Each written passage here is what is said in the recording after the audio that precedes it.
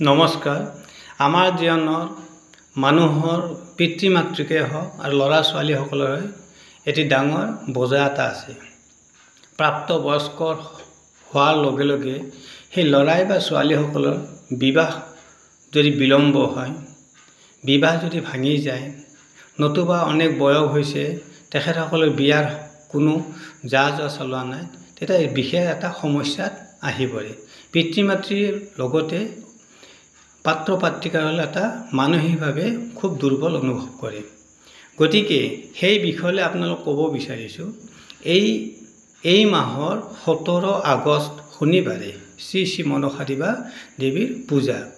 গতিকে যিসকল ব্যক্তিৰ বিবাহ বিলম্ব হৈছে, বিবাহ ভাঙি গৈছে, নতুবা বাৰে বাৰে বিবাহৰ আয়োজন কৰিও বিবাহত ফলপ্ৰাপ্তি হোৱা নাই, লগতে যিসকল কালসৰ্প আৰু মাংগলিক যোগ আছে, তেখেতসকলে এই 17 তাৰিখৰ আগত 16 তাৰিখে তেখেতসকলে নিৰামিষ ভোজন কৰিব। 17 তাৰিখে ৰাতিপুৱাৰ পৰা দিনটো তেখেতসকলে উপবাস থাকিব।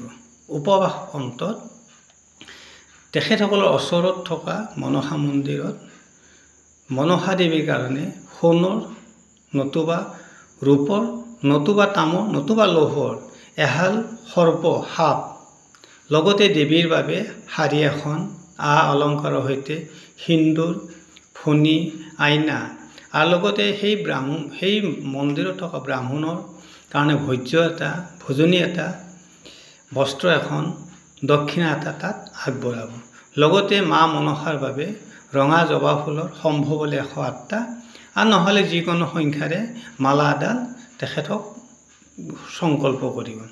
গতিকে যিসকল ব্যক্তিৰ পাত্ৰ পাত্ৰিকা ল'ৰা ছোৱালীসকলৰ এনেকুৱা সমস্যাত ভুগি আছে, এই সমস্যাৰ বাবে দূৰীকৰণৰ বাবে এই মনসা দেৱী আৰাধনা কৰিলে আপোনালোকৰ নিশ্চিত ফল প্ৰাপ্তি হ'ব বুলি মোৰ বিশ্বাস। গতিকে আহক আপোনালোকে নিশ্চয় এই পূজাৰ সম্বন্ধৰে জৰিয়তে আপোনালোকে দিনটো উপবাসে থাকি এই পূজাত আগবঢ়াব, নিশ্চিত ফল প্ৰাপ্তি হ'ব। ধন্যবাদ।